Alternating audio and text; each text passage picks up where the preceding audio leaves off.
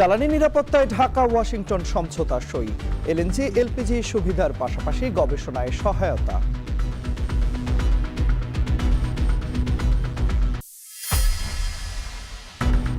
হামী মৃত্যুর অধিকাংশই নিউমোনিয়ায়, শিশুর প্রাণহানিতে মার্কিন পররাষ্ট্র দপ্তরের উদ্বেগ, চিকিৎসা সহায়তার পাশে থাকার আশ্বাস।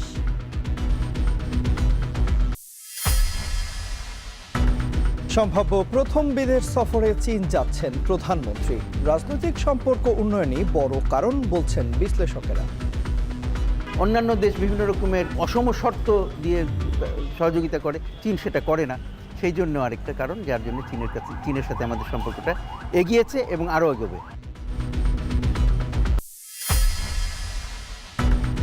চলতি বছরে বিএনপির কাউন্সিল চলছে কমিটি অঙ্গ সংগঠনের পুনর্গঠন, ত্যাগীরাই নেতৃত্বে আসার প্রত্যাশা।